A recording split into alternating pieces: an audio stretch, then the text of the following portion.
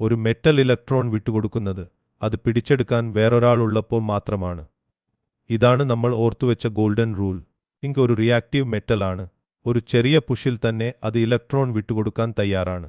ഇന്ന് നമ്മൾ സിങ്കിന് ഇലക്ട്രോൺ പിടിച്ചെടുക്കാൻ ഒരാളെ കൊടുക്കും. ആ ഇലക്ട്രോൺ ചലനത്തെ ഒരു വയറിലൂടെ ഒഴുക്കി ഉപയോഗിക്കാൻ പറ്റുന്ന ഇലക്ട്രിസിറ്റിയാക്കും. അതായത് നമ്മൾ ഒരു ബാറ്ററി ഉണ്ടാക്കും. ഇലക്ട്രോൺ പിടിച്ചെടുക്കാൻ നമുക്ക് ഒരാളെ വേണം. കോപ്പർ സൾഫേറ്റ് എന്ന കോമ്പൗണ്ട് വെള്ളത്തിൽ അലിയിച്ചാൽ ഒരു നീല സൊല്യൂഷൻ കിട്ടും. അലിയുമ്പോൾ കോപ്പർ സൾഫേറ്റ് 2 അയോണുകൾ ആയി പിരിയുന്നു. കോപ്പർ 2+ എന്ന പോസിറ്റീവ് അയോണും സൾഫേറ്റ് എന്ന നെഗറ്റീവ് അയോണും. ഇവ രണ്ടും വെള്ളത്തിൽ സ്വതന്ത്രമായി ഒഴുകി നടക്കുന്നുണ്ട്. ഇതിൽ കോപ്പർ 2+ അയോണിന് 2 ഇലക്ട്രോൺ കുറവാണ്. അതുകൊണ്ട് അതാണ് ഇലക്ട്രോൺ പിടിച്ചെടുക്കാൻ പോകുന്നത്. സൾഫേറ്റ് അയോൺ റിയാക്ഷനിൽ പങ്കെടുക്കാതെ വെറുതെ നിൽക്കും. അതായത് നമുക്ക് വേണ്ട ഇലക്ട്രോൺ പിടിത്തക്കാരൻ ഇവിടെ ആ സൊല്യൂഷനിൽ നേരത്തെ തന്നെയുണ്ട്. ഇനി ഈ സൊല്യൂഷനിലേക്ക് ഒരു സിങ്ക് കഷണം ഇടാം. സിങ്ക് റിയാക്റ്റീവ് ആയതുകൊണ്ടും ഇലക്ട്രോൺ പിടിച്ചെടുക്കാൻ കോപ്പർ 2+ അവിടെ ഉള്ളതുകൊണ്ടും ഗോൾഡൻ റൂൾ ഇപ്പോൾ പ്രവർത്തിക്കും. സിങ്ക് കഷണത്തിലെ ഒരു സിങ്ക് ആറ്റം 2 ഇലക്ട്രോൺ വിട്ടുകൊടുത്ത് സിങ്ക് 2+ അയോണായി സൊല്യൂഷനിലേക്ക് ഇറങ്ങുന്നു. ഇലക്ട്രോൺ വിട്ടുകൊടുക്കുന്ന ഈ പ്രവൃത്തിയാണ് ഓക്സിഡേഷൻ. ആ 2 ഇലക്ട്രോൺ വെറുതെ പോകുന്നില്ല. അടുത്തുള്ള ഒരു കോപ്പർ 2+ അയോൺ ആ 2 ഇലക്ട്രോൺ പിടിച്ചെടുത്ത് ഒരു ന്യൂട്രൽ കോപ്പർ ആറ്റമായി മാറുന്നു. ഇലക്ട്രോൺ പിടിച്ചെടുക്കുന്ന ഈ പ്രവൃത്തിയാണ് റിഡക്ഷൻ. നമ്മുടെ കണ്ണുകൊണ്ട് കാണാം. ഉണ്ടാകുന്ന കോപ്പർ ചുവന്ന നിറത്തിൽ സിങ്ക് കഷണത്തിന്റെ പുറത്ത് അടിയും. സൊല്യൂഷനിലെ കോപ്പർ 2+ കുറയുന്നതുകൊണ്ട് നീല നിറം പതുക്കെ മങ്ങും. സിങ്ക് കഷണത്തിൽ നിന്ന് സിങ്ക് ആറ്റങ്ങൾ ഓരോന്നായി അയോണായി സൊല്യൂഷനിലേക്ക് പോയിക്കൊണ്ടിരിക്കുന്നതുകൊണ്ട് ആ കഷണത്തിന് ആറ്റങ്ങൾ നഷ്ടപ്പെട്ട് അത് പതുക്കെ അലിഞ്ഞ് ചെറുതാകും. ഇവിടെ 2 കാര്യങ്ങൾ ഒരുമിച്ചാണ് നടന്നത്. സിങ്ക് ഇലക്ട്രോൺ വിട്ടുകൊടുത്തു. കോപ്പർ 2+ അത് പിടിച്ചെടുത്തു. ഓക്സിഡേഷനും റിഡക്ഷനും എപ്പോഴും ഒരുമിച്ച് നടക്കുന്നതുകൊണ്ട് ഈ ജോഡിയെ റിഡോക്സ് റിയാക്ഷൻ എന്ന് വിളിക്കുന്നു. സിങ്ക് കൊടുത്ത അത്രയും ഇലക്ട്രോൺ തന്നെയാണ് കോപ്പർ 2+ വാങ്ങിയത്. ഒന്നും ബാക്കിയാകുന്നില്ല. ഒന്നും കാണാതെ പോകുന്നില്ല. ഈ 2 പകുതികളും ചേർത്ത് ഒറ്റ വരിയിൽ എഴുതാം. Zinc metal plus copper 2+ ion. ഇവ ചേർന്ന് സിങ്ക് 2+ അയോണും കോപ്പർ മെറ്റലും ഉണ്ടാകുന്നു. നിന്റെയും അവസ്ഥയും എഴുതാറുണ്ട്. സിങ്കും കോപ്പറും ഖരരൂപത്തിലുള്ള മെറ്റലാണ്. അതിനെ എസ് എന്ന് അടയാളപ്പെടുത്തുന്നു. സിങ്ക് 2+ഉം കോപ്പർ 2+ഉം വെള്ളത്തിൽ അലിഞ്ഞ അയോണുകളാണ്. ഇതിനെ എക്യു എന്ന് അടയാളപ്പെടുത്തുന്നു. ഇതേ പാറ്റേൺ വേറെ മെറ്റലുകളിലും കാണാം. വെള്ളി, അതായത് സിൽവർ, ഒരു അയോണായി സിൽവർ പ്ലസ് രൂപത്തിൽ ഒരു സൊല്യൂഷനിൽ ഉണ്ടെന്ന് കരുതുക. ഇതിലേക്ക് സിങ്ക് ഇട്ടാൽ സിങ്ക് കൂടുതൽ റിയാക്റ്റീവ് ആയതുകൊണ്ട് ഇലക്ട്രോൺ വിട്ടുകൊടുക്കും. സിൽവർ പ്ലസ് അത് വാങ്ങി ന്യൂട്രൽ വെള്ളിയായി മാറും. Zinc metal plus 2 silver plus സമം സിങ്ക് 2+ പ്ലസ് 2 വെള്ളി ആറ്റം. ഒരു ഉദാഹരണം കൂടി. ഇരുമ്പ്, അതായത് അയൺ, കോപ്പറിനേക്കാൾ റിയാക്റ്റീവാണ്. അയൺ ഒരു കോപ്പർ 2+ സൊല്യൂഷനിൽ ഇട്ടാൽ അയൺ ഇലക്ട്രോൺ വിട്ടുകൊടുത്ത് അയൺ 2+ ആകും. കോപ്പർ 2+ അത് വാങ്ങി ന്യൂട്രൽ കോപ്പർ ആകും. ഇപ്പോഴും കൂടുതൽ റിയാക്റ്റീവ് ആയ മെറ്റൽ ഇലക്ട്രോൺ വിട്ടുകൊടുക്കുന്നു. കാത്തിരിക്കുന്ന അയോൺ അത് വാങ്ങുന്നു. ഇതാണ് ഗോൾഡൻ റൂളിന്റെ ആവർത്തനം. ഈ റിയാക്ഷനുകൾ നമ്മൾ ഒന്നും ചെയ്യാതെ വെറുതെ സിങ്ക് സൊല്യൂഷനിൽ ഇട്ടാൽ തന്നെ സ്വയം നടക്കും. പുറത്തുനിന്ന് ഒരു ഊർജവും കൊടുക്കേണ്ട. ഇങ്ങനെ സ്വയം നടക്കുന്ന ഒരു റിയാക്ഷനെ സ്പോണ്ടേനിയസ് റിയാക്ഷൻ എന്ന് വിളിക്കുന്നു. സ്പോണ്ടേനിയസ് റിയാക്ഷനിൽ നിന്നാണ് നമ്മൾ ഇലക്ട്രിസിറ്റി ഉണ്ടാക്കാൻ പോകുന്നത്.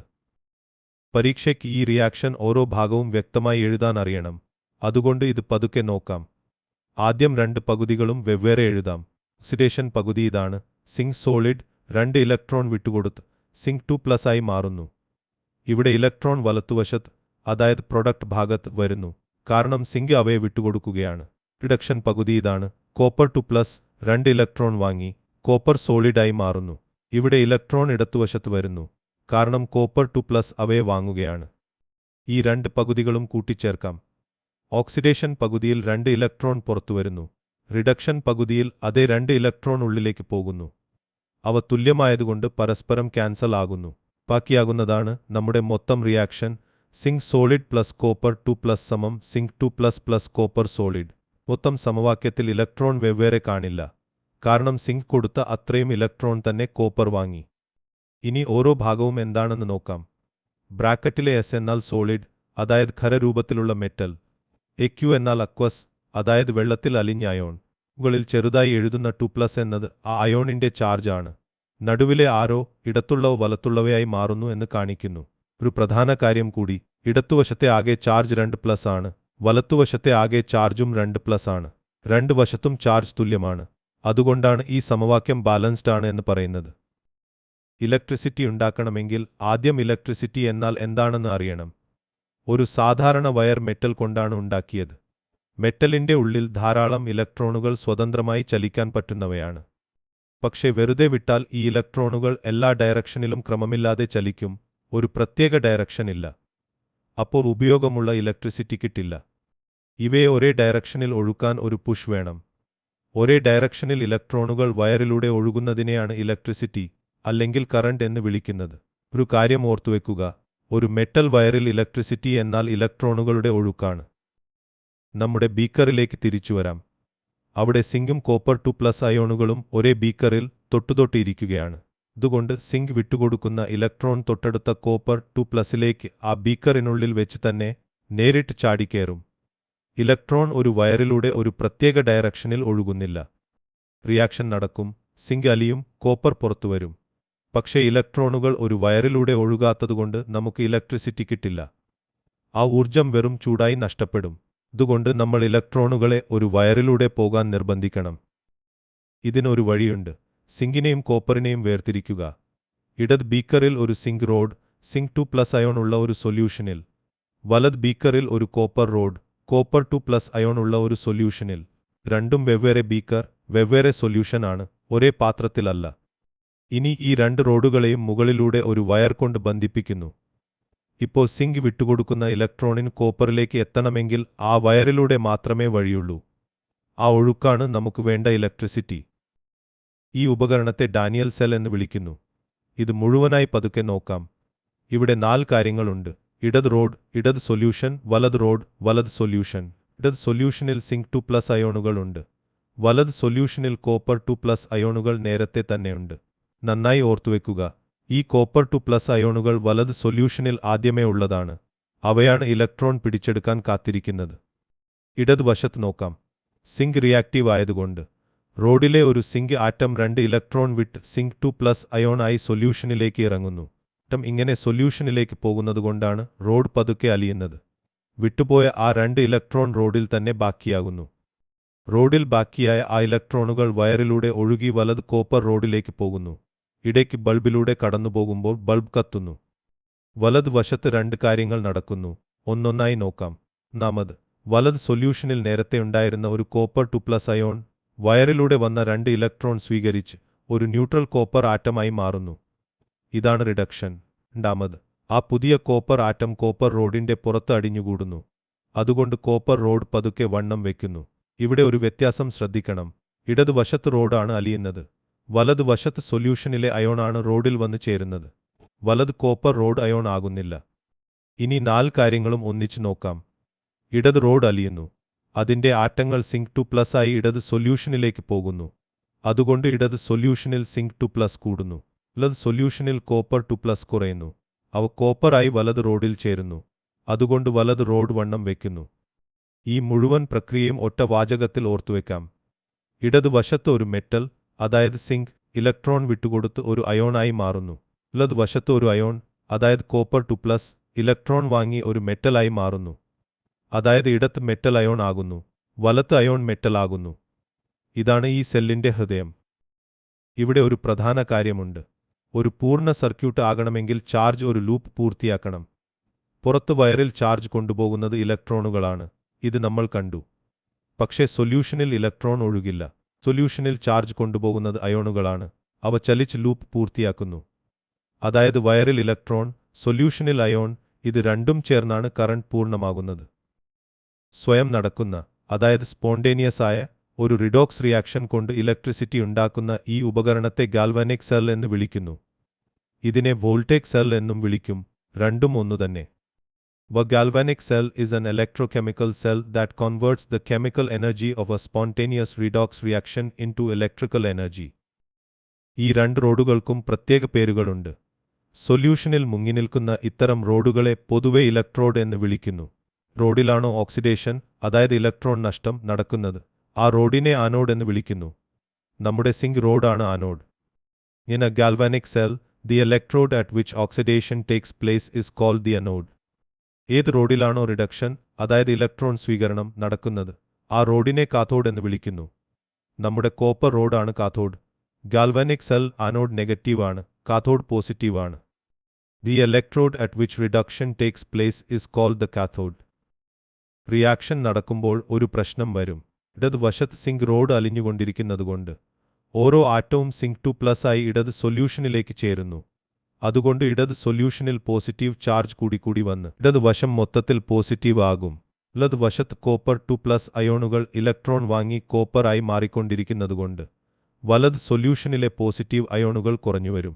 പോസിറ്റീവായ കോപ്പർ 2+ കുറയുകയും അവയുടെ പങ്കാളിയായ സൾഫേറ്റ് നെഗറ്റീവ് അയോണുകൾ അവിടെ തന്നെ ബാക്കിയാകുകയും ചെയ്യുന്നതുകൊണ്ട് വലതുവശം മൊത്തത്തിൽ നെഗറ്റീവ് ആകും. ഈ ചാർജ് വ്യത്യാസമാണ് പ്രശ്നം. ഈ ചാർജ് വ്യത്യാസം കൂടിക്കൂടി വരുമ്പോൾ പോസിറ്റീവ് ആയ ഇടതുവശം ഇലക്ട്രോണുകളെ പിടിച്ചു നിർത്തും. ഇലക്ട്രോൺ നെഗറ്റീവാണ്. പോസിറ്റീവ് ഇടതുവശം അവയെ തന്നിലേക്ക് ആകർഷിക്കുന്നതുകൊണ്ട് അവ വയറിലൂടെ വലത്തേക്ക് പോകാൻ മടിക്കും. അതായത് വളരുന്ന ഈ ചാർജ് വ്യത്യാസം തന്നെയാണ് ഇലക്ട്രോൺ ഒഴുക്കിനെ തടയുന്നത്. ഇതൊക്കെ വയറിലെ ഇലക്ട്രോൺ ഒഴുക്ക് കുറഞ്ഞു നിന്നുപോകും. ഇതാ ഇവിടെ വയറിൽ ബൾബ് അണയും, റിയാക്ഷൻ നിൽക്കും. ഇത് ഒഴിവാക്കാനാണ് സാൾട്ട് ബ്രിഡ്ജ്. ഇത് 2 ബീക്കറുകളെ ബന്ധിപ്പിക്കുന്ന ഒരു സാൾട്ട് സൊല്യൂഷൻ നിറച്ച ഒരു ട്യൂബാണ്. ഉദാഹരണത്തിന് പൊട്ടാസ്യം നൈട്രേറ്റ് എന്ന ഒരു സാൾട്ട് ഇതിൽ ഉപയോഗിക്കാം. വെള്ളത്തിൽ അലിയുമ്പോൾ പൊട്ടാസ്യം പ്ലസ് എന്ന പോസിറ്റീവ് അയോണും നൈട്രേറ്റ് മൈനസ് എന്ന നെഗറ്റീവ് അയോണും ഇതിൽ ധാരാളമായി ഉണ്ടാകും. അയോണുകൾ നമ്മുടെ സിങ്ക് കോപ്പർ റിയാക്ഷനിൽ പങ്കെടുക്കില്ല. അവ വെറും ചാർജ് ബാലൻസ് ചെയ്യാൻ വേണ്ടി മാത്രമുള്ളവയാണ്. ഇടതുവശം പോസിറ്റീവ് ആകുമ്പോൾ ട്യൂബിൽ നിന്ന് നൈട്രേറ്റ് മൈനസ് പോലുള്ള നെഗറ്റീവ് അയോണുകൾ ഇടത്തേക്ക് നീങ്ങി ആ പോസിറ്റീവ് ചാർജ് ഇല്ലാതാക്കും. വലതുവശം നെഗറ്റീവ് ആകുമ്പോൾ പൊട്ടാസ്യം പ്ലസ് പോലുള്ള പോസിറ്റീവ് അയോണുകൾ വലത്തേക്ക് നീങ്ങും. അങ്ങനെ 2 വശവും ന്യൂട്രലായി നിൽക്കും. ഇലക്ട്രോൺ വീണ്ടും ഒഴുകും, ബൾബ് വീണ്ടും കത്തും. ഇവിടെ ഒരു സംശയം വരാം, ഇങ്ങനെ അയോണുകൾ ഉപയോഗിച്ചാൽ സാൾട്ട് ബ്രിഡ്ജ് തീർന്നുപോകില്ലേ? ശരിയാണ്, പക്ഷേ ഈ ട്യൂബിൽ അയോണുകൾ വളരെ വലിയ അളവിലുണ്ട്, വേണ്ടതിനേക്കാൾ എത്രയോ കൂടുതൽ. അതുകൊണ്ട് സെൽ വളരെ നേരം പ്രവർത്തിക്കും. അയോണുകൾ കുറഞ്ഞു വന്നാൽ സാൾട്ട് ബ്രിഡ്ജ് മാറ്റി പുതിയത് വെക്കുകയോ വീണ്ടും നിറയ്ക്കുകയോ ചെയ്യാം. ഈ സെൽ വരച്ചു കാണിക്കുന്നത് നല്ലതാണ്, പക്ഷേ ഒരു ബുക്കിലോ പരീക്ഷയിലോ ഇത് ഓരോ തവണയും മുഴുവൻ വരയ്ക്കുന്നതിന് പകരം ശാസ്ത്രജ്ഞർ ഇതിനെ വേഗത്തിൽ എഴുതാൻ ഒരു ചുരുക്ക രീതി ഉപയോഗിക്കുന്നു.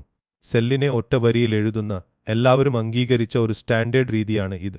ഇടത്ത് ആനോഡ്, അതായത് സിങ്ക്, പിന്നെ ഒരു വര, അത് റോഡും സൊല്യൂഷനും തമ്മിലുള്ള അതിർത്തി, പിന്നെ സിങ്ക് 2+, ഒടുവിൽ ഇരട്ടവര, അത് സാൾട്ട് ബ്രിഡ്ജ്, പിന്നെ കോപ്പർ 2+, ഒരു വര, അവസാനം കാഥോഡ്, അതായത് കോപ്പർ. ഓർക്കുക, ആനോഡ് എപ്പോഴും ഇടത്ത്, കാഥോഡ് എപ്പോഴും വലത്ത്. ഈ സെൽ ഇലക്ട്രോണുകളെ ഒഴുക്കാൻ ഒരു പുഷ് കൊടുക്കുന്നുണ്ടല്ലോ. ആ പുഷ് എത്ര ശക്തമാണ് എന്നതിന് ഒരു അളവുണ്ട്. അതിനെ വോൾട്ട് എന്ന യൂണിറ്റിൽ അളക്കുന്നു. വോൾട്ട് കൂടുതലായാൽ പുഷ് കൂടുതൽ ശക്തം, വോൾട്ട് കുറവായാൽ പുഷ് ദുർബലം. 2 ഇലക്ട്രോഡുകൾക്ക് ഇടയിലുള്ള ഈ പുഷിന്റെ അളവിനെ സെൽ പൊട്ടൻഷ്യൽ എന്ന് വിളിക്കുന്നു. നമ്മുടെ ഡാനിയൽ സെൽ ഏകദേശം 1.1 വോൾട്ട് തരുന്നു. The potential difference between the 2 electrodes of a galvanic cell is called the cell potential and is measured in volts. ഇന്ന് നമ്മൾ ഒരു ബാറ്ററി ഉണ്ടാക്കി. ഒന്ന് ഓർത്തുനോക്കാം. കോപ്പർ സൾഫേറ്റ് സൊല്യൂഷനിലെ കോപ്പർ 2+ ആണ് ഇലക്ട്രോൺ പിടിച്ചെടുത്തത്. സിങ്ക് ആണ് ഇലക്ട്രോൺ വിട്ടുകൊടുത്തത്. വേറിൽ ഇലക്ട്രോൺ, സൊല്യൂഷനിൽ അയോൺ, രണ്ടും ചേർന്ന് സർക്യൂട്ട്. ഇടത് റോഡ് അലിയുന്നു, വലത് റോഡ് വണ്ണം വയ്ക്കുന്നു. ഇലക്ട്രോൺ വിട്ടുകൊടുക്കുന്ന റോഡ് ആനോഡ്, പിടിച്ചെടുക്കുന്നത് കാഥോഡ്. ചാർജ് തുല്യമാക്കാൻ സാൾട്ട് ബ്രിഡ്ജ്. ആകെ പുഷ് ഏകദേശം 1.1 വോൾട്ട്. അതായത് സ്വയം നടക്കുന്ന ഒരു റിയാക്ഷനെ നമ്മൾ ഉപയോഗിക്കാൻ പറ്റുന്ന ഇലക്ട്രിസിറ്റി ആക്കി മാറ്റി. ഫോണിലും റിമോട്ടിലും കാറിലുമുള്ള ബാറ്ററികൾ ഇതേ തത്വത്തിലാണ് പ്രവർത്തിക്കുന്നത്. ഒരു റിഡോക്സ് റിയാക്ഷൻ, ഒരു വയറിലൂടെ ഇലക്ട്രോൺ ഒഴുക്കുന്നു. വീഡിയോ ഇഷ്ടപ്പെട്ടെങ്കിൽ ലൈക്ക് ചെയ്യാനും സബ്സ്ക്രൈബ് ചെയ്യാനും മറക്കരുത്.